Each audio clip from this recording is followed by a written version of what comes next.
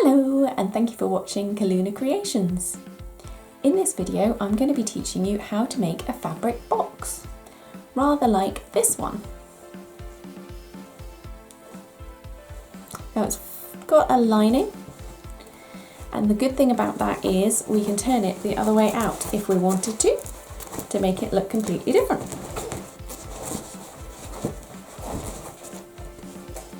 Like that. So now we've got a blue box with a wood lining. Now if you are a complete beginner to sewing, I have done you a link just up here, and that will tell you what equipment that you're going to be needing. Now the good news for everyone is everything that you need is in that video. You don't need anything extra at all, alright. So if you'd like to keep watching, I'll let you know what fabric measurements you're going to need. So the measurements for this is really simple. Literally 16 centimetres this way by 16 centimetres this way. Now you're going to be wanting 5 for your outer, so 5 in this outer fabric, and you're also going to be wanting 5 in your lining fabric. So I've gone for a bright blue to go against that to cheer it up a bit. So all of those are 16 centimetres by 16 centimetres. Now your interfacing, we're going to want to do a little bit shorter so that we don't make our sewing machines all upset.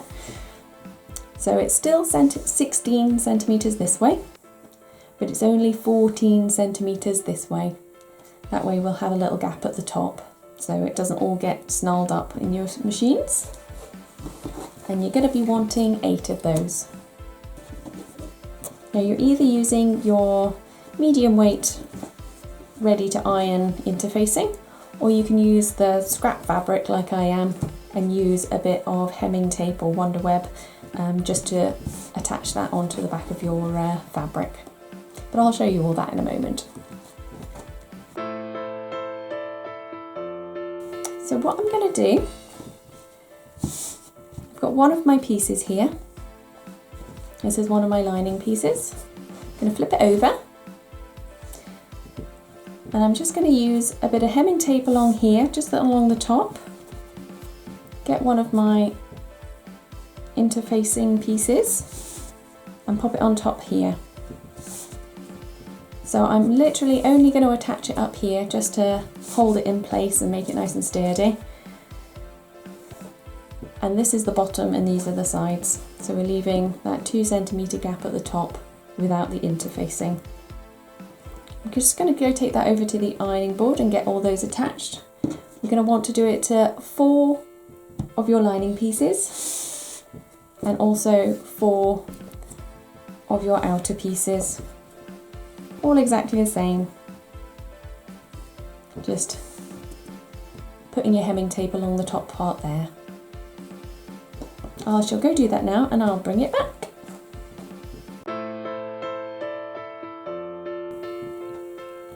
So this is what it looks like now. So we've got our blue fabric and we've just attached our interfacing just along that top edge there. Obviously if you're using the ready-made actual iron-on interfacing, the whole thing will be stuck down and making it nice and sturdy, but we've only got that one top line because that's the most important part. Now to actually attach it, get your piece of lining fabric that hasn't got any interfacing on, so that's your base piece. Then simply place your first side piece here, and what we're going to do is just run it down the side of the presser foot, so about 5 millimeters from the edge, all the way down here, going forwards, backwards here, forward, backwards here. But what we're going to do is leave about a 5 millimeter gap on either end, so that when it comes to sewing up the sides, it makes our life a lot easier. So starting about here, go forwards, backwards, all the way along, stop here, go forwards, backwards. Once I've done that, I will bring it back and I'll show you how to do the next side.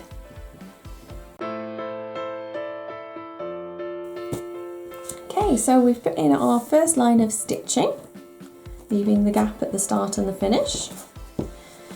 Now our next job is open it up, grab your next lining piece with your interfacing, line it up again along the bottom,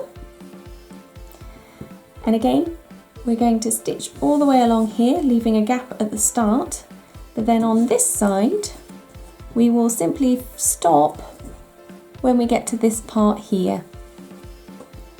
So starting here, go forward, back, go all the way along, and then when we meet the other side's worth of material, don't sew into this side, just stop there and go forwards, back here.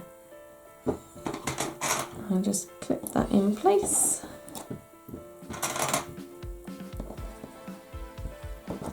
And take it across to the machine. Now once I've sewn that one in, I'm going to do exactly the same with each side. Just putting in the next one, sewing on, and then putting on the next one and sewing on, like that. And I will bring it back once I've done all 4 sides to show you what to do next. Okay, so we've got all 4 sides on now, and it looks a little bit like this. So to sew up these side seams, what I tend to do is literally fold it like that.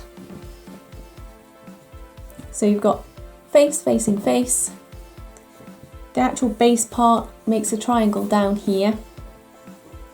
And all you need to do is run your sewing machine, going forwards, backwards at the start, go all the way along to the top, go forwards, backwards at the top. And then once that's in, I'll put a clip in place just to pretend that that's all stitched.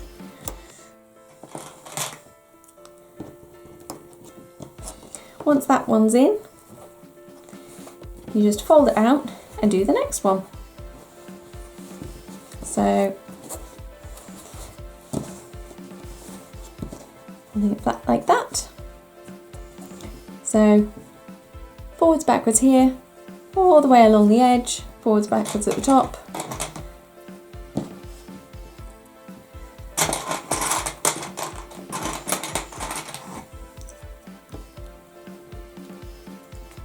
It's being my fake seam right now. And then you go across to the next one and do the same. Like so. And then once all of those are in, you'll end up with a nice box. So I shall go across to the sewing machine, put that in, and then I'll show you what to do next.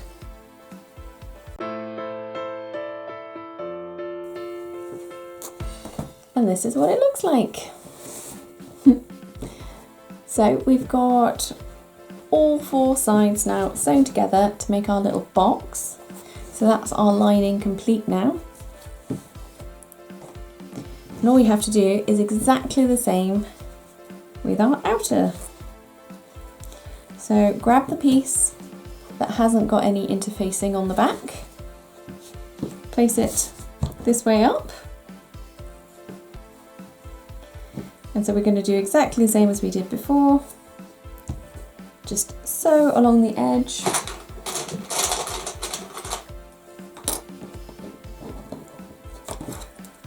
On the one side, then flip it, do the same on this side, remembering always to leave that 5mm gap either end to allow the sides to then go up and sew together nicely, like that, and then sew the next one on, like that. And then sew the next one on like that. Once you've got all the sides on, do the same as what you did on the last one, sewing up the sides like so, so that you create this shape again.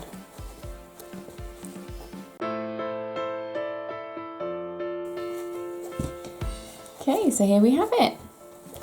Our box with all the sides sewn on, so that it now looks like that. Now before we do anything else, what we just need to do is just snip all the corners, just so that they're not quite so bulky. So just take your pair of scissors, get a corner, and just snip off all that extra fabric. Go around all four, just snipping as you go. Being careful not to go too close to your stitching because you don't want that all unraveling. But it will just make it a bit of a neater box when you've got everything sewn together. So that's that one done. Just going to do the same to the lining. So once again, just going around all of them. That's number 2. Number 3. And number 4. Like that. Just got these little fabric triangles all over the place now. So, what I recommend is you get your outer box and turn that the right way out, like so. And you may as well, at this stage, point out all your corners using your finger or a cocktail stick if you've got one of those around.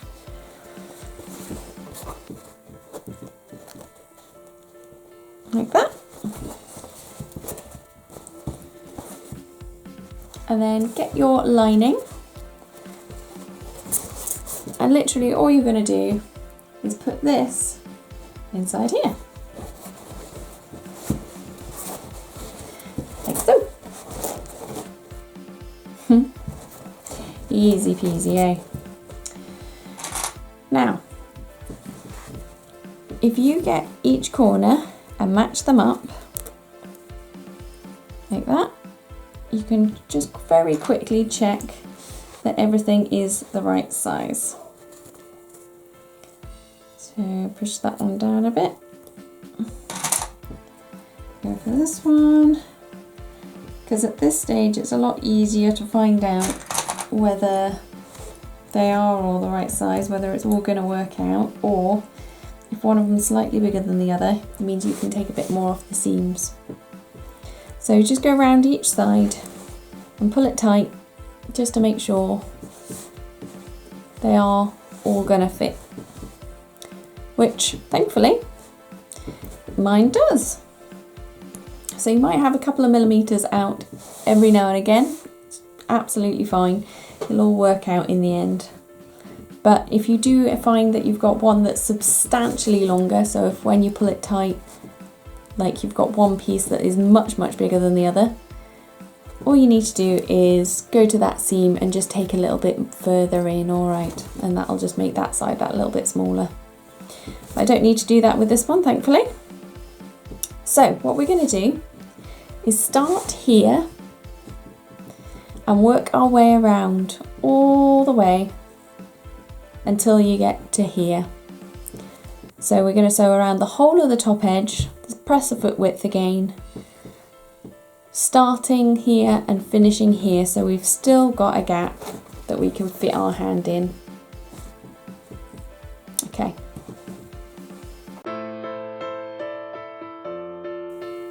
So there we go. We've started here, finished there, and gone all the way around the top, sewing the lining and the outer together.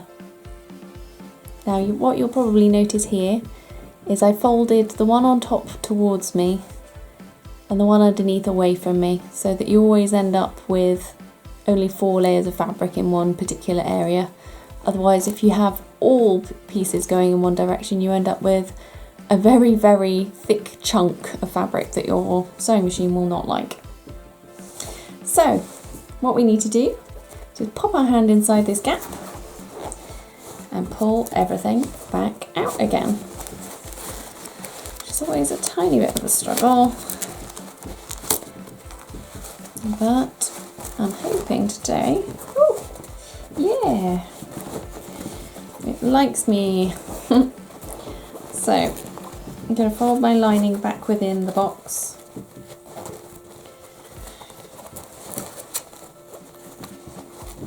Like so. Just pinching out the top parts. Make sure they're at the top. And there we have it. We almost have a finished box. So as you can see, all of our seams are lining up nicely on each of the corners because we're very sensible and checked before we sewed them together. But what you'll also notice is we've still got a big hole. So what we want to do is just fold that in on itself, pull it tight. What I also tend to do is just put a clip on there so it remembers where we want it. Take it over to your ironing board and press this flat so it's nice and tight, and go around all your edges, pressing those flat too. And then we're just going to put a line of top stitching in along the top, and that is going to hold this part here shut. Now I'm going to use a nice black thread just because I quite like it when the top stitch shows, but it's totally up to you what colour you decide to use. But yes, I shall go and do that and then I shall bring it back.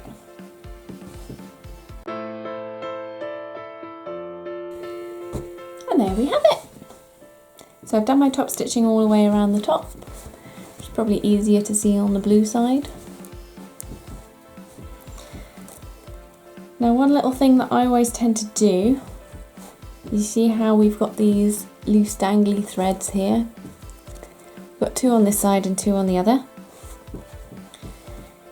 All you need to do is grab your needle or a pin, and on this side, see if I can zoom in a bit. There we go. So on this side, just give one of these threads a tug, just to bring through the one side, like that. That'll bring through one of the threads, so now we need to have three on this side. And then just get your other one and give that a bit of a tug too, so that we can pull through that last thread too. So now we've got all four threads on this side and none on our outer. Now what I'm going to do is simply knot all these together so that they're not going to go anywhere, like that. And I'm going to thread all of these loose threads actually into the lining. Now I've just skipped ahead a little just so that you wouldn't have to watch me struggling to thread my needle. But what I've done is push my needle through the lining and the lining only, so it's not on that side, so that it goes in and then out the other side here. And I've just prepped this so that I can thread all my four threads through the needle, like that, and then push this through and into the lining.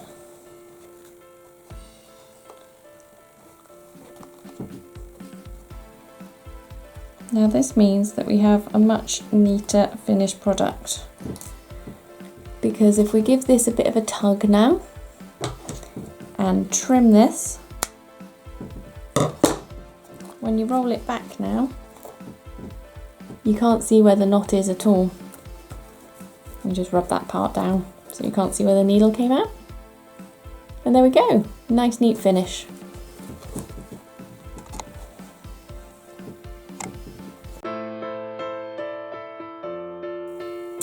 And that's us finished. I've just turned down the top part of my rim just so that it gives it a flash of blue. But you don't have to, you can leave it at the tall height.